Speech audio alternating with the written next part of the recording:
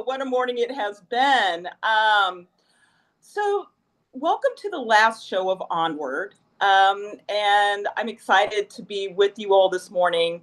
A lot going on. So, I'm not in sunny Atlanta where it's going to be 80 degrees today.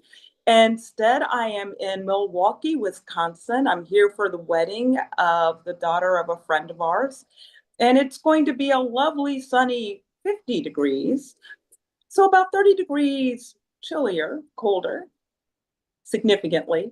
But at any rate, it's still going to be sunny. And I woke up and my husband reminded me that we are an hour behind.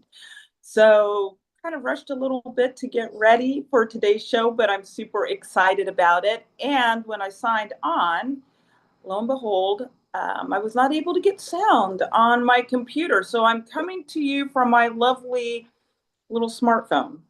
But we're going to have a great show all the same. So, hey, you're listening to OnWard on WCEG, the Worldwide Community Empowerment Group, where we speak life into the community.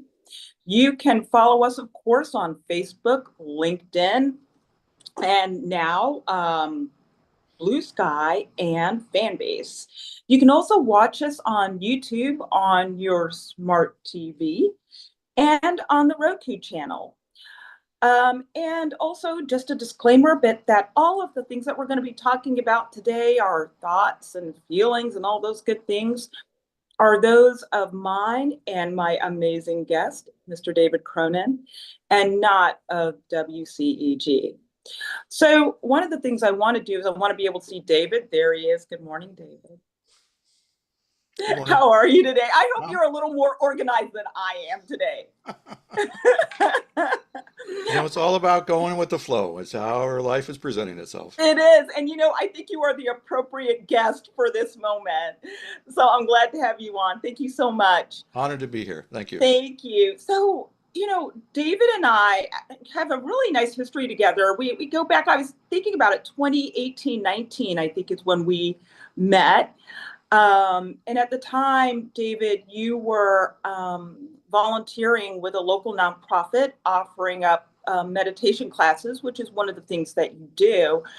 But David, you just have such a rich history and experience. You were the owner of, Changing Times Books and Gifts in Florida. But now you're in Atlanta and you are a writer, a meditation instructor, as well as a photographer. And it's kind of funny because all those things are said, but actually you're a gorgeous photographer. The pictures that you take are absolutely amazing. Thank you. And your writing is exquisite. And so I hate that we have to say writer, photographer, meditation instructor, because you're so much more. But share a little bit about what you're doing in Atlanta before we jump into the show today. Thank you. Well, I came up here about 7, 8 years ago, and primarily just kind of to retire. I had owned my bookstore, which I absolutely loved. It was one of those life-changing experiences, and I owned it for 14 years, and so it was kind of a spirituality themed bookstore, and we had classes on meditation and self-development and all kinds of wonderful things, and so it was really a community center besides just a bookstore. But after a time, it felt complete. There are things in our lives that we do that we love and that are of value to us, but life is full and life has other adventures, and so I just got a sense that, as wonderful and life-changing as this was, it was complete. It was done. And so I just kind of thought around about what my next adventure was, and I ended up moving to Atlanta, and my children and grandchildren are here. And so my intention was to come up and just enjoy time with my kids and my grandkids. But I found that as I was around, I just said, well, I've got all this time. Let me volunteer. So I contacted the homeless shelter that you were involved with there, Right. and worked with them and have with a couple other ones, and continued my writing and just love talking about all this stuff, and so started offering classes, and so I'm just still kind of being who I am, but just thoroughly enjoying the whole process. And I think that's the one thing that I really love about watching you evolve as a person, and then also our own relationship, is that being so authentic with your walk and your life's experiences. And so that's what we're really going to be talking about today. Our show is self-love, walking the path of grace and growth. And I think back to that verse in the Bible, Mark 12:31, where Jesus shares the second greatest commandment, where he talks about loving your neighbors as yourself. And I think a lot of times we focus on the first part, loving your neighbors, Right. extending kindness and compassion to others, but we miss the second part, which is as yourself, because in that is implied that there's a healthy love of self, that you're showing self-compassion and self-grace. And so that's what I really want us to talk about today's that second part. Okay. Yeah, and what that looks like. Um, you recently completed, not completed, but recently went through a pilgrimage, Carmino de Santiago. Um, and you also, I love this. I just caught this on your Facebook page, David, that you have a collection of articles called Driving Our Humanity. Um, and so I want to just open it up now for you to talk a little bit about kind of your experience with self-love, and kind of how we show each other, show ourselves grace Yeah. through our life experiences, and especially reflecting on the pilgrimage that you recently did. So that's a It's a lot lot. right there. I know. Well, so I love the topic of today's show, and actually, self-love and love for others, they're so intertwined. That's right.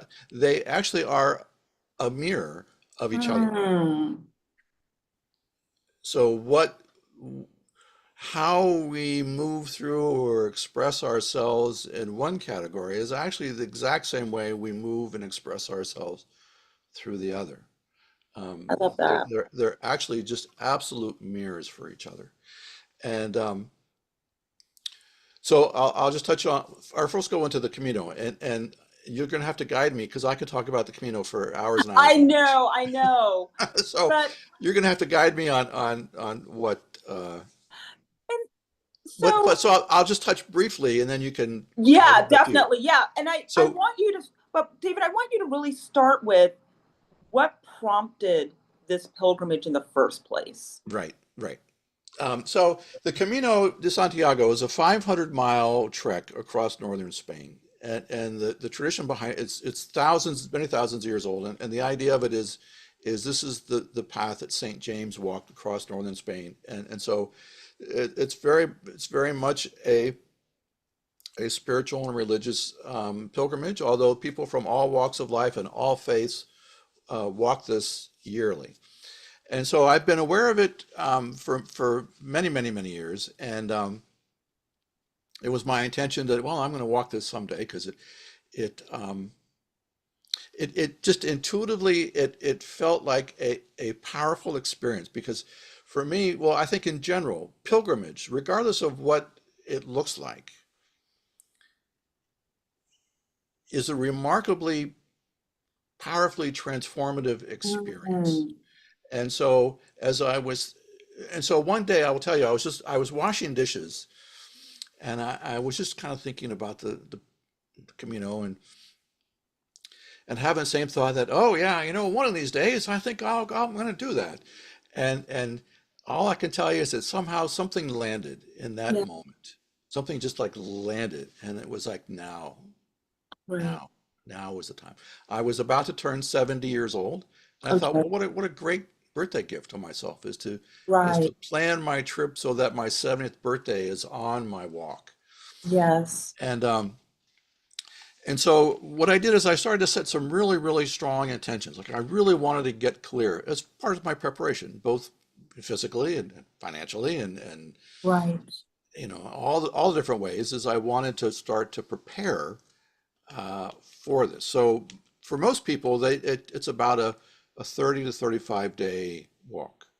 Okay.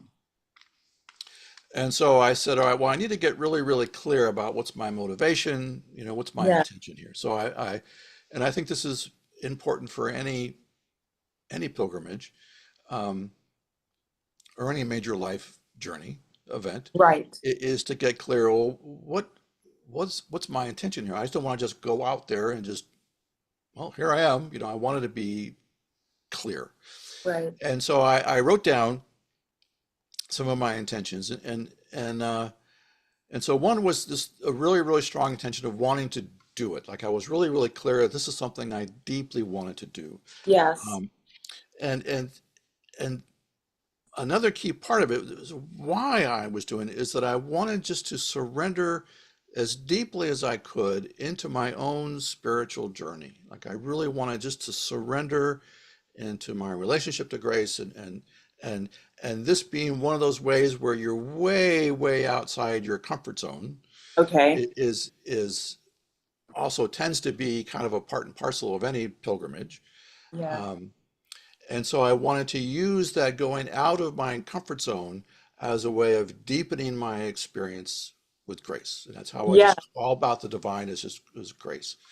Um, Another key part of the intention of the pilgrimage is that I wanted to be deeply willing to allow the experience to change me in whatever way the experience was meant to change me. Like I really wanted to surrender my self concept, my concept of self, my concept of others, my concept of the divine, my concept of my life, is that I really wanted to allow the process to change me. Can I interrupt for one moment right Absolutely, there, absolutely. David? I think what you're saying right now is powerful because a lot of times when we go into things like this, whether it's a pilgrimage or a sabbatical time away, it's more about the expectation of what's going to happen at the end Right. versus the process. And so I think that what you're saying is powerful because it leaves you open to a transformative experience. Yes, very, very important. Yeah. Very, very key part of so, I find it to be a balance of will and surrender. Mm. Tell Because me a like little bit about that, that balance yeah, between will and so surrender. that's so important because like you were just saying that sometimes we go in, well, I'm gonna have this result. I'm doing this so that I will get this. Yes. So I would say that's a little bit too much will. The will is Mm. what gets you there, Okay. and Yeah. the surrender is going to allow whatever is to evolve as to why grace was calling you for that pilgrimage to begin with is the surrender part. So to have that healthy balance of will and surrender is going to yield probably results beyond what you were even anticipating. Yes. Yes. And so you went into this thinking more about the process and being open to what was going to happen along the way. You shared something with me that I thought was very powerful when we met a couple weeks ago, and you talked about forgiveness Yes, and the invitation to allow others to forgive and to be forgiven. Tell me a little, or share with us a little bit about that. sure, sure. Thank you. Um, Well, so one of the this goes into the one of my last intentions of the walk was that I wanted to be in service. That however way that looked up, that along the way I wanted to be in service as much as possible. And so part of the tradition of the Camino is that when you walk, you carry a pebble, and the pebble is to symbolize your challenges, your worries, your fears, and you carry that with you the whole most of the whole way. So um, 450 miles into the Camino, there's a place called the Iron Cross, which is this huge pole, and there's an iron cross on the end. And the tradition is that you carry that stone for the 450 miles to the Iron Cross, and then you lay that stone at the foot of the cross as a symbol of laying your challenges, your burdens to grace, giving them up. And so as I was preparing for the journey, and also the concept of being of service, that I had this idea that I would carry my stone for others, so that I put a post on my Facebook page that if anybody, I told them what I was doing, but I had the idea of forgiveness being a big part of it, in that. So I had the intention, or I put on my Facebook page, that I'm doing this journey, and that if there's anyone who is struggling with forgiveness, whether it be forgiveness for others, forgiveness for themselves, whatever way it may look for them, Yes. but if they wanted me to carry it on their behalf, that if they would send me the appropriate initials, either of them or the others, and I didn't want to know all the stories or anything, just the initials. Right. Send me the initials. I will print those out on a piece of paper, and I will attach that to my stone, and I will say prayers along the way. And I will lay that stone full of all those initials, full of everyone's prayers about forgiveness at the Iron Cross. Yes. And so when I left, I had about 200 initials on. That's amazing. That is amazing. And I think it speaks to also the fact that so many of us want to either forgive or be forgiven. We want reconciliation deep down inside. It's just that we don't know where to begin. Yeah. And that's actually the best place. The best place to begin is in not knowing. Right. Because one of my favorite teachers, or one of my older teachers, was very fond of saying, he said, the problem is that you don't know something. The problem is you think you do know. Right. Because you think you do know is what's actually in your way of moving through something.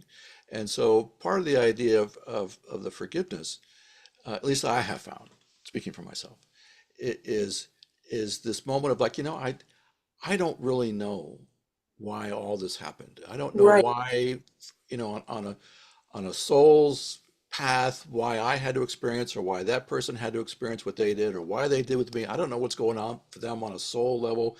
And so I'm just going to give the whole thing to grace. Like, I'm just going to ask grace. I'm going to surrender my concept of what I think is true. Yes. And I'm going to ask and set the intention that grace show me how grace would have me see this whole situation. Yes. See this person, see myself, see what I did, see what they did, like just surrender all this. So that was the concept of the stone, was just, if you need help, if you feel stuck in your forgiveness process, yes, I'll carry the stone on your behalf, and I'll lay it at the cross. I love that. And the whole part about knowing, I had a friend once who would always say to me, one of the challenges is that people never ask the second question. And kind of what she meant by that is, we will ask the first question, but then we believe that we know the answer to everything else. We don't keep asking to learn more, to be open to knowing more. Yep. We want to ask the first question and then use our knowledge for everything else. That's such a great point. Yeah. I don't remember who said it. It was one of some life coach, some famous life coach. We said, if you want a better life, ask better questions. Yes. So yes. I get that. That is an excellent point. So you took the stone with you, with all of the initials, and you started on your journey. And what happened? Yes. So, so right from day one, I began to have challenges on the Camino. I had lots of back pain and lots of foot pain, and right from day one, and all of a sudden it became very, very clear that this was not going to be the Camino that I had envisioned. Okay. But the beauty of setting strong intentions is that it gives you it gives you a landing point. It gives you a foundation. So I went back to my intentions and goes, all right, well, surrender was my huge intention here. So I never once made the experience wrong. Like, well, I shouldn't be having this. I'm ruining my Camino. Ah, This is so bad. This is terrible. My Camino is ruined. No, I really got very clear that, all right, well, this is the Camino I'm supposed to have. This is my yes. Camino, which is different than everyone's Camino. Everyone has their own Camino. Um, and so I kept going as best I could, and I allowed myself to be with the pain. I took measures, going back to the will and surrender. So the will part is I figured I had way too much in my backpack, so I'm jettisoning stuff out of my backpack pretty much every day, and taking care of my feet, and doing things. But it was rough. It was hard. It was really, really hard. It was brutal. Um, and so what happened is I got about 200 miles into the Camino, and I was in this little town called Castro Jovrez. I'm sure I'm butchering it, but it was a little Spanish town, beautiful, beautiful little town. 200 miles in, and plus it had taken me about 30 days. So most people walk the whole 500 miles in like 35 days, and I'd gone Okay. 30 days because I was going so slow. Right. And and so I was sitting at a park bench, at a bench in this little town, and I'm stretching my back, and I'm kind of like trying to ease the pain, and I'm just sitting there, and again, it just something opened up, and it just landed without a doubt. I'm done. Like, this is as far as I go. This Yeah. is as far as I go. And it was just one of those very, very powerful experiences of knowing. But it also brought up a lot of old self stuff. Yes. About, well, you must not really be committed. You're letting this take you out. You're failing at this. You're not good enough to walk the Camino. Um, you should have prepared better. All this self-doubt. You must not be really serious about your path if you're going to let this take Right. you out. And Right. all these kind of, old stuff, old stories, Right. old tapes. And so I said, all right, I know this is what's presenting. This is the low-hanging fruit. This is what Grace is asking me to be with. Yes. And so I thought, all right, well, let me just open to that. So I closed my eyes right there on that bench, closed my eyes, and I just began to open and kind of embrace those old parts of myself Mm. that doubted, that had self-doubt, that had low self-worth, that had low self-esteem, and just open to those parts and just kind of like held them and said, all right, tell me more. What's more in here? What's more? Show me. Let me be with what is, and let me just hold that. And And what I found in that self-acceptance, yes. in that moment of self-acceptance and self-love for those wounded parts, what I found was that energy just all just emptied out. It was like a valve opened, and it just all just emptied out. And I just felt this tremendous lightness, this tremendous joy, and the sense that I didn't need to go any further, that this was the purpose of my Camino, was this very moment, was in fact the whole purpose of my Camino, was this moment, not getting to Santiago 500 miles Right. away, but to be right here, this was my Santiago. Because This that was was the the moment. process that you needed to go through Exactly right. to really reach that love for yourself. Right. So there again, this balance of the will and the surrender. Will and the surrender, Yes. wanting the process to change me. So having those intentions were kind of like the foundation of my walk. And so, one thing that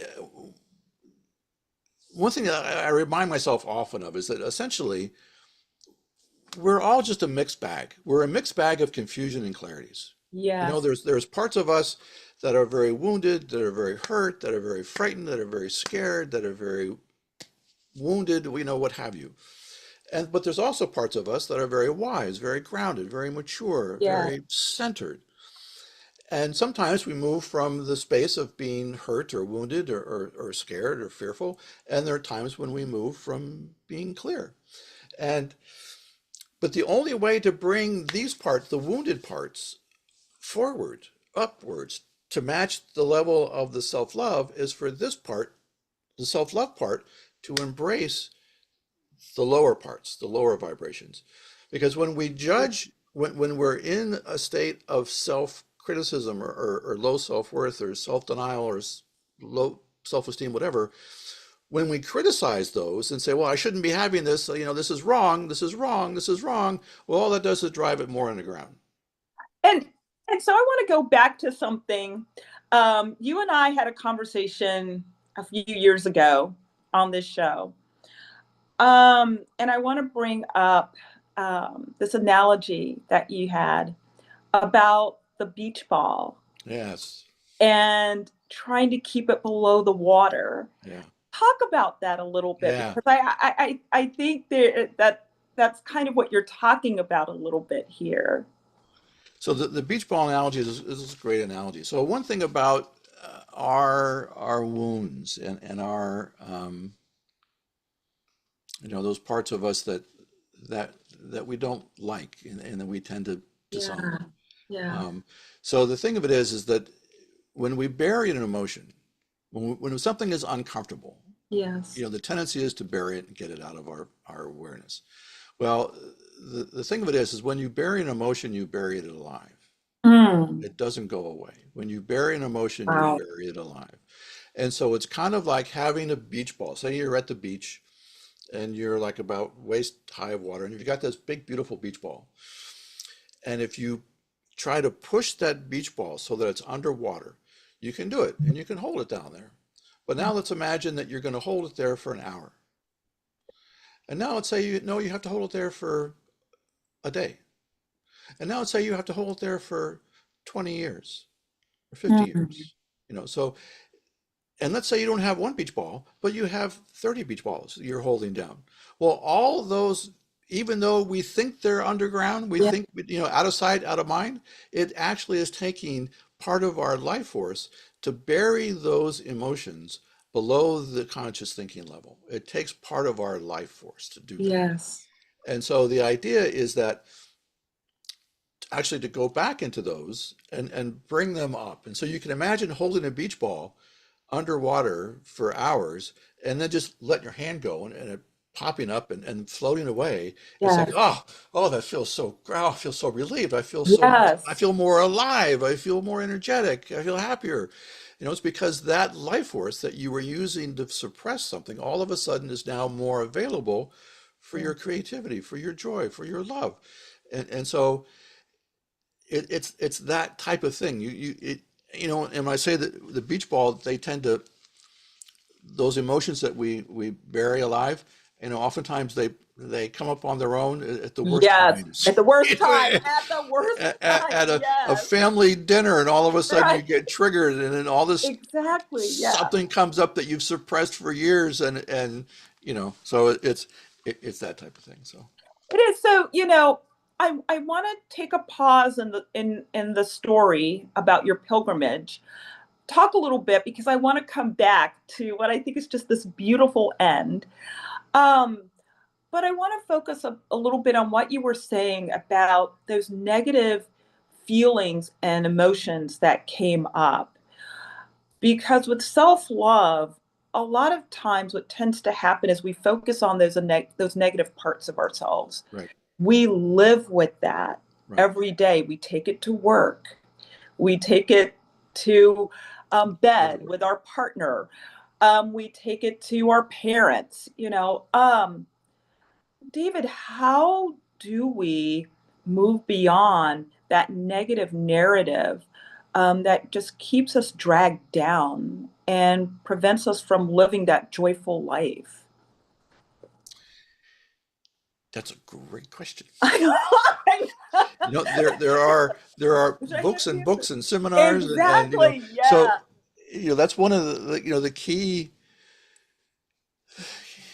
the key elements of this human journey is discovering that for each of us. So I Yes. can share with you a couple of things that have worked for me as I can Yes. really I share. would love that. Yeah. So, um,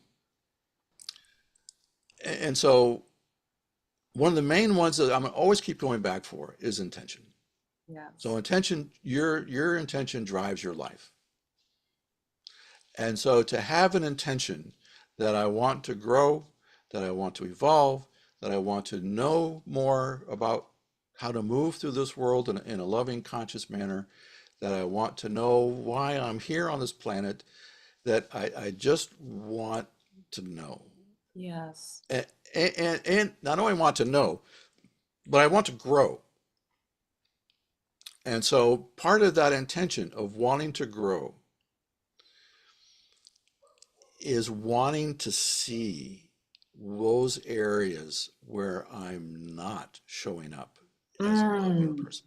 You Mm. cannot heal anything that you do not see. This is one of Right. those fundamental laws. You cannot heal what you don't see. And so, um, so to give you a classic example. So let's say you want to become more loving.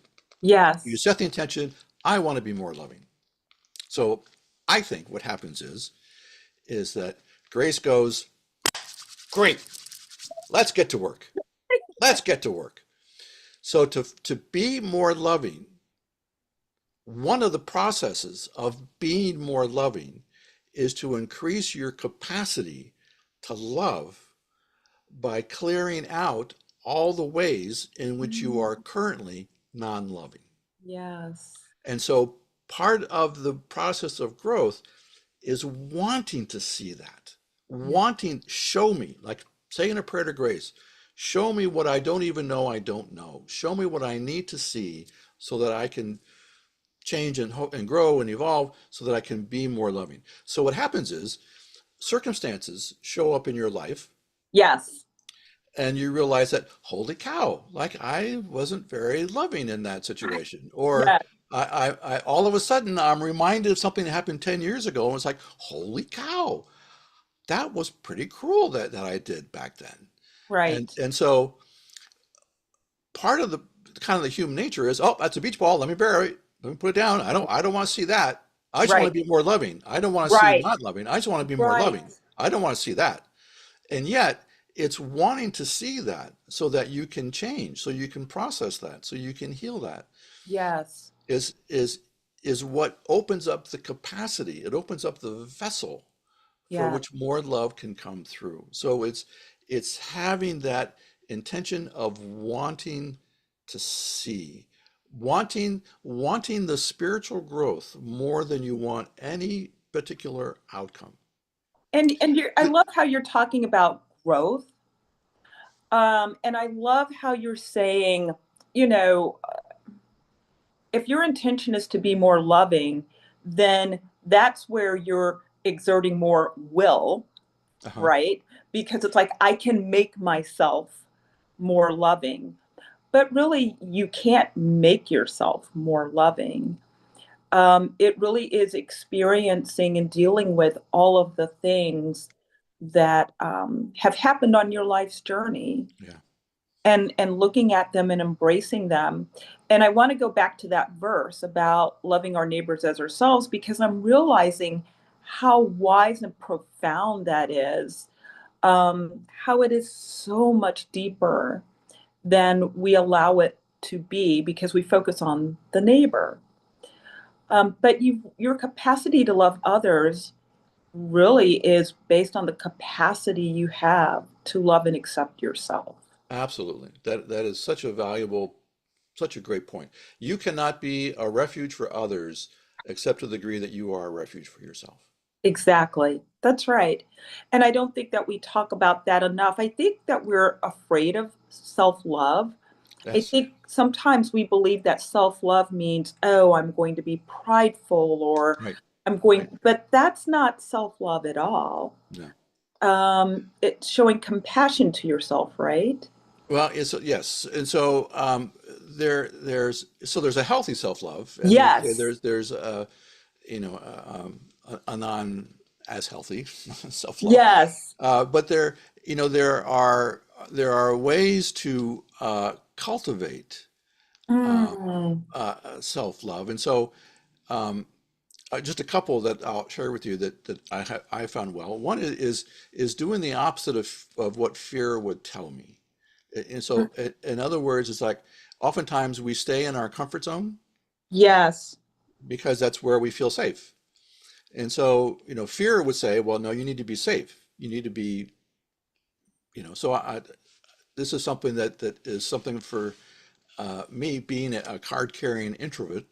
Um, I'm with you on that. oftentimes being out in public speaking is a major challenge for me. And, Yes. and so fear would easily say, "Oh no, I'm just not going to do that.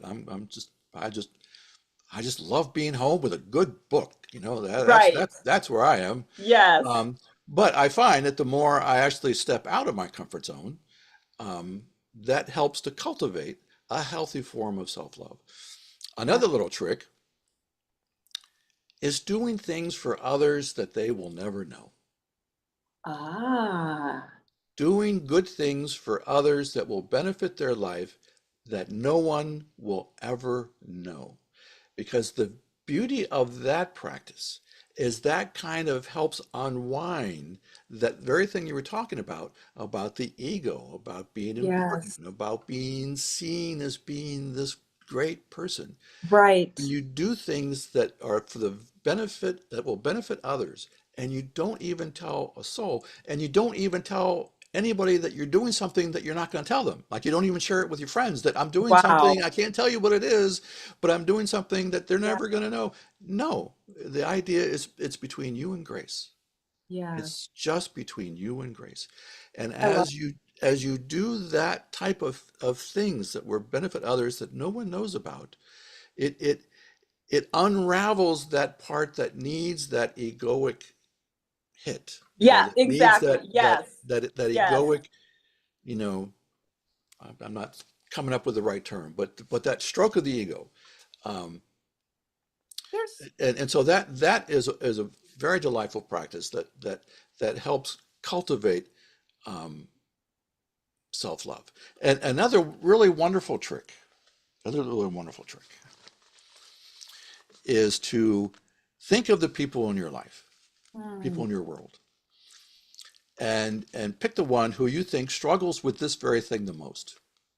They're self-critical, they're not self-loving, they're very self-judgmental, but imagine picture that person and make this person your mission to just to pray for and mm, just hold in your heart without telling them. Again, this is not I telling love them. It's that. between you and grace. And loving them just the way they are without the intention of trying to change them. Yes.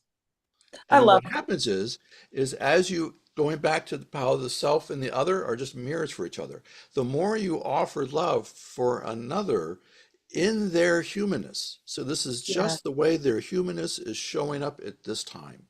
And so just by loving that humanness as it is, without the intention of trying to change them into your concept of what would be better for them, just loving them the way they are, what happens is it begins to open up your own heart for your own self in the way that you, Yes. and in that self-love and self-compassion, those things begin to shift. So I you will find it will shift within you, and you'll probably find that it begins to shift in shift them in them. in them. I think that is so important, David, because a lot of times our inability to love someone is based on our perception of them, Absolutely. um, and not allowing them to show up as who they are, Absolutely. and judging that, having judgment on how they're showing up rather than just allowing God and grace to do the work. It's not our job to do the work to change people. It's very true. Um, And plus, it's impossible. it is impossible, absolutely. Even though somehow we don't believe it, we Yeah, I believe that know. we can change people, but we know that that's not true.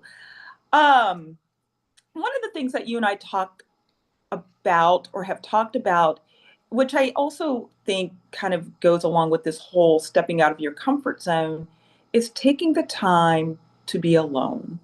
Mhm. It's hard for a lot of us to turn it off, to turn off that noise and to just sit with ourselves and to experience our feelings. Talk a little bit about that. It's so true. It's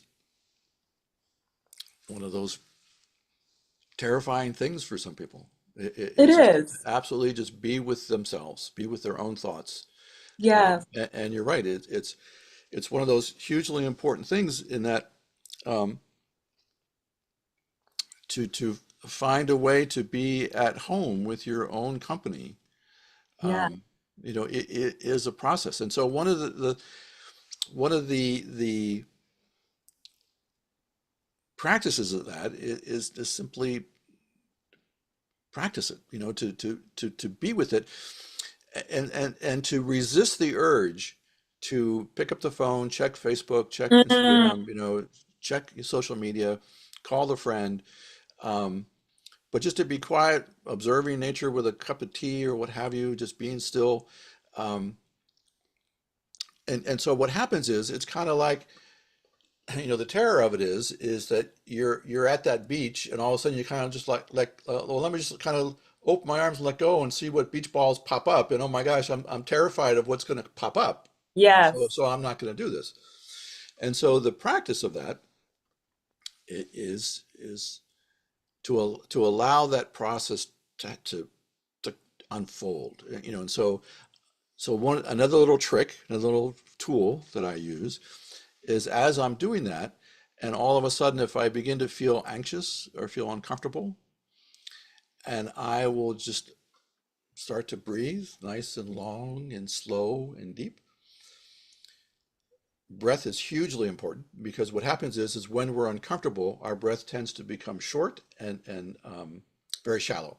Yes. And so when you can consciously open up your breathing, that will calm everything down. So let's say uh, what's bubbling up is anxiety. So I'm sitting there and I just kind of feel this free flowing anxiety. And so the natural tendency is to distract yourself, pick up the phone, check Facebook. So a trick is to say, all right, well, can I just allow myself to feel anxious in this moment? Can I can I Mm, just can I just allow this emotion? yes. Can I just simply allow this to be here? Because the energy, the dynamic of it is, so let's say you have this vibration of anxiety. So imagine it being like a fist. It's like right in your chest, this clenched fist of anxiety. It's right in your chest. Yes. And so what happens is we don't want to feel that, and so we make it wrong. And so what that happens is we have all this other energy that's kind of around this vibration of anxiety, which is making it wrong. I Yes. don't want this. I don't want this. This is Right. wrong. I shouldn't be having this. And so, there's that wonderful saying that what you resist persists, that when you make something wrong, what you do is you strengthen its hold on you. Oh, So when I say, all right, well, can I just simply allow this to be here? And I just let that energy of resistance fall away. Can I just simply allow this? mm, Can I just simply allow this? This is not me. This is simply a vibration in the body that's here. yeah. It's just a vibration in the body. And let me just open to it and open to it and open to it. And what I find is in that openness, in that acceptance, it just begins to empty out on its own. It Uh, really wants to move. It really wants to go. And the same thing would be if absolutely. it's fear, if it's self-hatred, all these things. So this does take some practice, but it's one of those things that when we're gripped in an emotion of self-hatred or self-loathing, what happens is that we identify with it and we think this is who I am. I am really the scum of the universe. I really am this horrible person. This is who I am. That's No, this is just a vibration that's there in the body that's passing through. It's just a vibration in the body. So there's a lot of very wonderful body exercises than people who are trained in that modality of allowing you to move those energies through the body. But so that will that process, can I just simply allow this blank to be here, will allow you that space to be more open. And one key thing about the self and others, being mirrors for each other, Yes. and being a refuge for the others. So if we have not done that work, and we're sitting with a friend Yes. who's in this moment of self-loathing and self-hatred, and we're wanting to be a compassionate presence for our friend, but what will happen is, as their self-loathing is this full vibration of self-loathing, what will happen is that energetic vibration they're putting out is going to trigger our own self-loathing Absolutely. that we haven't dealt with, that we haven't felt comfortable Absolutely. with. Yes. And so we cannot be a refuge for them. We're going to be No. triggered by them. Exactly. Absolutely. And I thank you for sharing that. So we have about 13 minutes left, and I do want to go back to um, kind of what happened. Yeah, the stone. I need to go With back to the stone. right. But before we do that, Sure. I know that you provide meditation classes and things of that nature. So, do you want to take a moment just to share a little bit, if there are people who are interested Sure. in your classes or interested in are you still selling your photography? Because I know you have beautiful pieces, and I've bought some things from you as well. But yeah, just do a little self Sure. promo for a second, David. Sure. So I do have a Facebook page Okay. devoted to my compassion classes. It's called The Compassionate Journey The on compassionate. Facebook. Compassionate Journey. I set it up years ago as a private group. So if you just, but you can go to the page, and you can request to be, a member. Or if you go to my Facebook page, and send me a message, say, you want to be, part of the group. It's a free class. I do it usually every Thursday night, and we just sit and we do particular meditations that I like. It's an hour class. And we do meditations and we have discussion.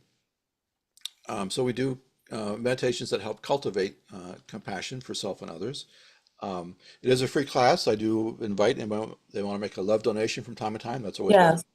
welcome. The photography, I am working on creating a separate Fine Art America page. But if anybody ever contacted me and saw a photograph on my Facebook page that they wanted to purchase, all I have to do is reach out to me, and Okay. I'll make that happen.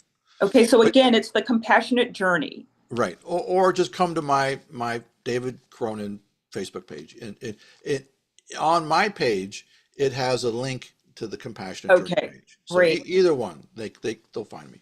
Great. So Awesome. now, going back to the stone. So I'm in this city, and I am 250 miles away from the Iron Cross. And I realized that I just can't go any further. And so, but I had this thought, all right, well, but I've got the stone, I've got these 200 people who are, wanting me to get the stone to the Yes. cross, so I'm Yeah. kind of feeling obligated. And so I think, all right, well, I can just take buses and taxis and I'll just find my way to the stone and I'm to the Iron Cross. And so as I'm just walking around the village, I come across, so along the way, there are these things called albergues, which are hostels where the pilgrims on the journey can stay. They get a bed, they get a meal along their way. And so I happen across this one particular hostel, albergue, that it just speaks to my heart. It's just run by this incredible woman. She's an artist. She's a teacher, and she had this home, and she just converted it into this sanctuary Yes. for pilgrims to go and rest. She had a beautiful garden. She taught classes every night in meditation, free for the area pilgrims. And so I deeply connected to her and her facility. And so I decided that I would just simply stay there for a couple days and rest and kind of figure out what I was going to do. Well, it just so happened that she was going off to go teach a class in art, actually, and art and silence. And so she invited me to teach the evening meditation class for those nights that I was going to be there, which I was happy to do because that was one of my intentions of being of service. And I told her about the stone and told her that I would incorporate the stone, the journey of the stone and its forgiveness message into my evening classes and invite anyone in the class who wanted to, if they were so moved, to add their initials to the stone. And Nia, her name was Nia, the owner, she had this insight that she goes, well, as you talk about the stone, someone will most likely be inspired and to take the stone, who's already going that way. Yes. And so every night I led the class, I talked about forgiveness. Every night people came up, added their initials to the stone, and Nia ended up coming back. I went home. I left the stone with her. She continued talking in the class. And after a couple days, her cook, a great guy by the name of Chris, who I became good friends with, he was in her class and she was talking about the stone and the forgiveness message. And he just had this heart opening moment where he's just in tears and he just knew that it was him, that he was the one to take the stone. And so in the process of me leaving the stone, about another 75 names or initials got added to the stone.